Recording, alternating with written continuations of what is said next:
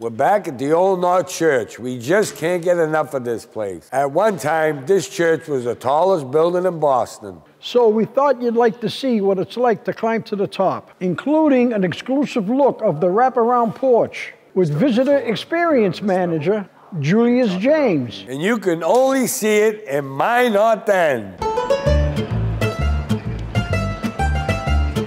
Here we go. We're gonna make our way here up the steeple. This is the first set of stairs. This was all restored in 1912 by the descendants of Paul Revere. So here we are. This is the archive room. This room's set up as kind of a library and office space. It's been used for various things over the last few hundred years, probably a vestry meeting room. It was a living space for a few reverends in the past. We start the tour here on this level. We talk about the various steeples and some of the history behind them, which people don't really know about. People are very aware that Paul Revere had 2 lanterns shown from the top of the steeple, but people don't really know about the history of the steeple and the fact that right now on top of the brick tower of the church is the 3rd steeple, a very early depiction of the steeple here. Right here, between 1847 and 1869, this picture was taken. Look at the houses. I mean, we could look out the window right here on Hull Street, and you got nothing but brickwork. You got brick buildings all the way. Now, you have a few on the right, but you still have wood 2- and 3-story houses on the left. The Centennial, 1875, 100 years after the lanterns went up and the first shots were fired at Lexington and Concord. Look at the size of the decorations. What do they do with these things, you know? We fast forward here to 1954, and this is probably shortly after Hurricane Carol took down the steeple. This is a good shot right here. There's the steeple just after wavering, action shot of it tipping over. It's unbelievable to see that. And I can't imagine just being in the neighborhood watching and waiting for this thing to come down. Here's something people don't really know about. This is Old North Church. This is Christ's Church in 1723. And it's very clear, obviously, what's missing. There's no steeple. You just got the belfry tower with a little pinnacle roof, and that's it. 17 years after the opening of the church, 1740, there you have the first steeple. There's a little window there. There was a town clock in 1752 installed in one of the round windows. And the Great Gale of Boston blows it off, but this is the steeple that would hold the 2 lanterns of Paul Revere. And the paradox have been a part of Old North's story since the beginning. Donors enabled the building of the church, gave artwork, contributed funds for the bells, steeple, and the organ. Research here reveals, however, that many of these donors accumulated wealth through the slave economy. As an example, Old North's iconic first steeple, that one you're looking at there, 1740. It was made possible by profits from enslavement of men, women, and children. The largest contribution to its construction came from the sale of logwood donated by a merchant group known as the Gentlemen of the Bay of Honduras. They've got a beautiful double pew that's decorated as an example of how these pews would look right in front of the pulpit inside the sanctuary. Growing and harvesting logwood relied on enslaved labor in brutal tropical conditions. Old North is not unique in this paradox. The intersection of freedom and unfreedom is part of the story of Boston, New England, and the United States. Head up our second flight of stairs, and why not follow with the words, "A Longfellow, one if by land and 2 if by sea, and I on the opposite shore will be, ready to ride and spread the alarm through every Middlesex village and farm for the country folk to be up and to arm." And here we are. Not quite at the top. This is about as far as we move people up the steeple safely, because that's about it for reasonable stairs for your average visitor to walk up. What we have here in the bell ringer's chamber is a blown up contract. These young men came together and decided that they were going to be the first bell ringers here. They got paid to ring here on weekends, and most importantly, if you look closely at the signatures there, you have one that everyone will recognize, Paul Revere. Paul Revere was in this room. They still practice here every Saturday. They ring the bells here Saturday for 2 hours, and then they return and they ring them after service, as they're supposed to. But for 2 hours, they still ring the bells here. You could walk through this neighborhood on a Saturday after lunch or during, and you will hear the 8 change ringing bells here from Old North Church. I mean, it really brings you back. If you close your eyes and think about it, they're ringing and the sound is bouncing off the brick in this neighborhood, and it is beautiful to hear. This just shows you how well built this place is. You can see the depth of the brick in these two windows. They still open, they still work.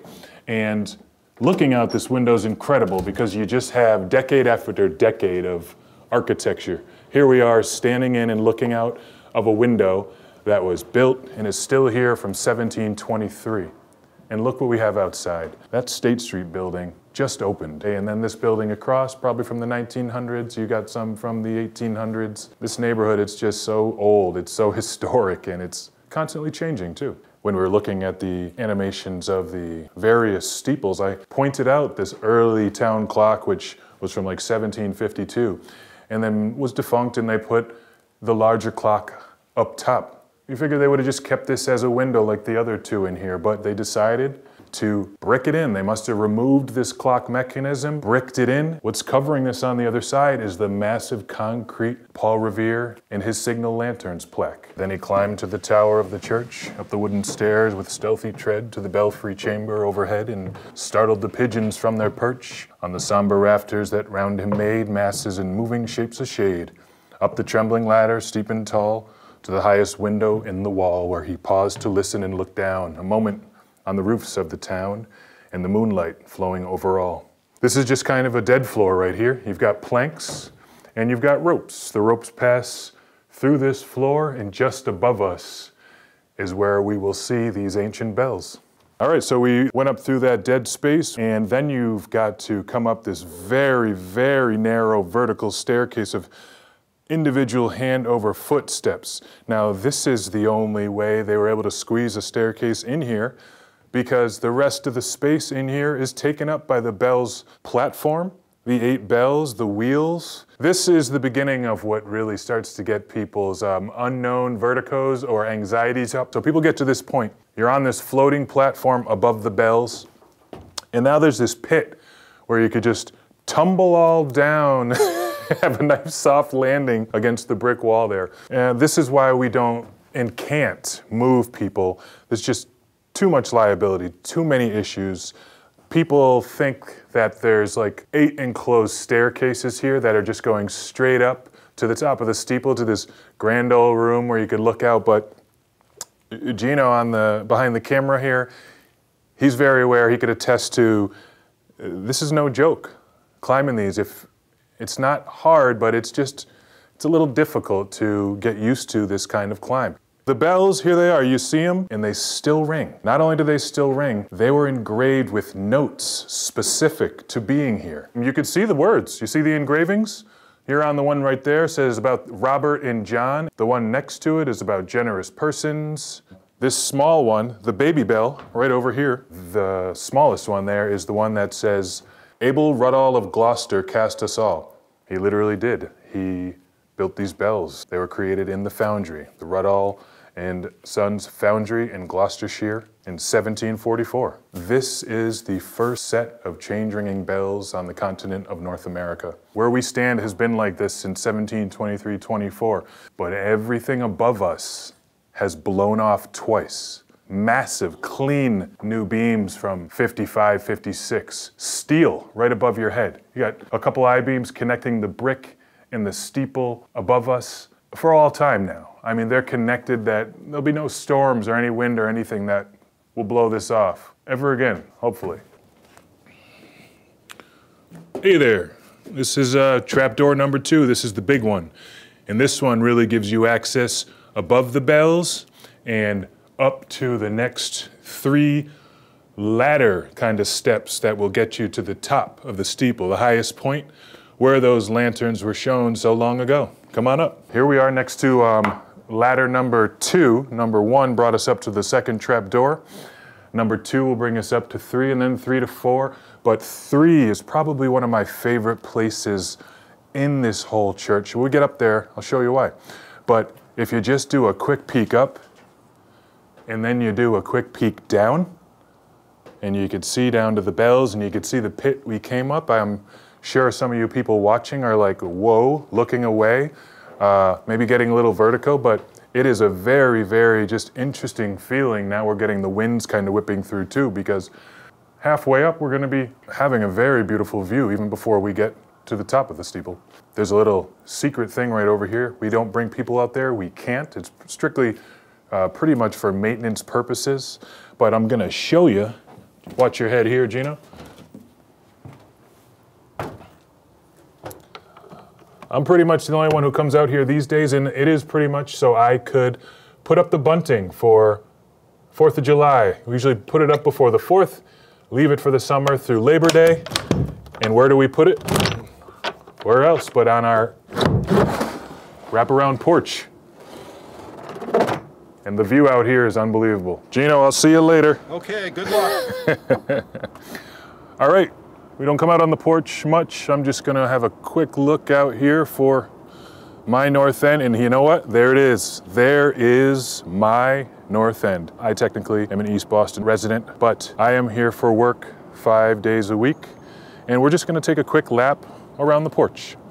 We'll be right back. And there you can see the dome at St. Leonard's, lovely.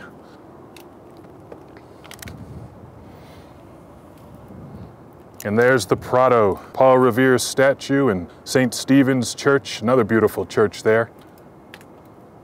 I love these conicals here with the gold crosses. Here's the backside and the roof of Old North Church. There's the St. Francis Chapel, our gift shop. And of course, this place, not just used for showing lanterns, but you could see it from out at sea. I'm sure it was used to direct ships at some point. People could really see it way out there. I'm gonna squeeze through here. We got the Tobin Bridge. We got the Constitution over there. We can't quite see that, but we do see Bunker Hill. There's Charlestown. And there's just the North End, baby. Oh, there's Copp's Hill. There's Hull Street, Financial District. Lovely rooftops of the North End, baby. Nothing like it. Time machine. Man. Love these conicals right here. Man. There we are. We made the full circle. Safe and sound. And we will close this down until it warms up. There you are, sir. You're gonna love this. You're gonna love this walk around. Yeah. That was a special one. It's rarely seen, and I just figured I'd share that with you all. See the rooftops of all those great old buildings. A lot of people from this neighborhood are used to seeing, but not from this angle. It's kind of cool to see the grid and the streets and the rooftops from there. As we go higher and higher, there'll be more tags and more names carved in. More people have signed and left their mark as we go up the ladders and on the walls and on the beams. There's the first of many, T. King, 84. Who is this individual? Does anyone know? But have you been up here? Have you signed your name up here? Your father, your grandfather? Did anyone do work here? Have you been here yourself and left your mark? I'm just curious, because I see a lot of names up there. Feel free to reach out. Send me stories, send me information, send me a note, any notes you have from this place. It's a beautiful place.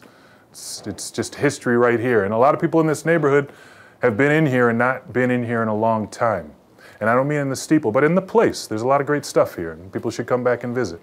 Now we're doing the final 3 stages of the climb, the ladders. And, you know, they're not too scary, they're sturdy. But again, as you make your way up these, you could see everything. You could see where you're going. And that kind of throws people off sometimes. And then if you look down, if you forgot that the bells were right there and then that pit of a staircase is right there, look down and it'll remind you. This is just a really cool section here. These louvers are still open. They got the chicken wire, but in that Longfellow poem, they're talking about startling the pigeons. I suppose this is the location they would have been at, as these louvers would have been open to birds and to whatever. They're still open to the elements. When we have heavy snow or rain, it does get a little damp in here. I've opened that trap door before and there were about 6 inches of snow. So I didn't climb that day. But this little inner little space where you could look down out of these windows and see everything. You know, there's the cross that I was showing you all from the porch right out there. You see it? Just to imagine those lantern bearers, Captain Pulling and Sexton Newman, getting to this level and stopping and looking out before they climbed that final ladder to the top room where they shone the lanterns. It was kind of the last chance to turn around. Of course, there was no way they were turning around. And the final climb right here. Get a little more height until you get to this highest point. And here we are. And the good thing about this, when you're up here, you get up and you're just surprised. There's nothing really obstructing the views close here. You still have pretty grand views out to the ocean. You could see Logan and the planes landing. That's wonderful. Out this way, you have a wonderful view of the Constitution, if you didn't see.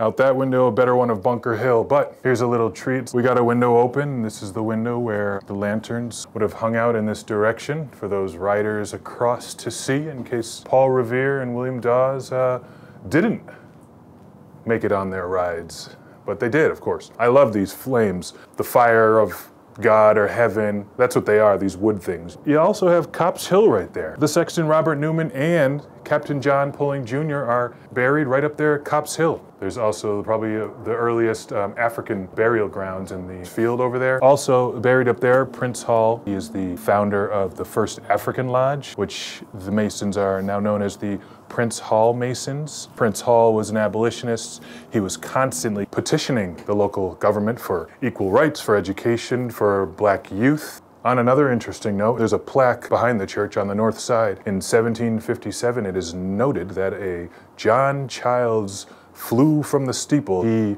affixed some type of rope from the steeple to Copp's Hill burial ground, and then he flew 2 or 3 times on this rope with some type of pulley system. This was such a sensation that commercial activity had kind of come to a halt. And the last time he flew from the steeple to Copp's Hill burial ground, it is said that he was also firing off his 2 pistols during the flight.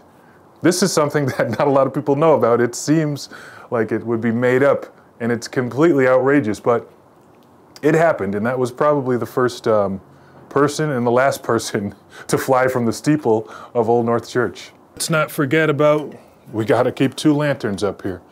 We got no candles in them now, but Patriots Day is just a few months away, as is our lantern ceremony where we give out a community award every year. This is a beautiful event. It's been going on here forever. I'm curious, have any of you been to the lantern?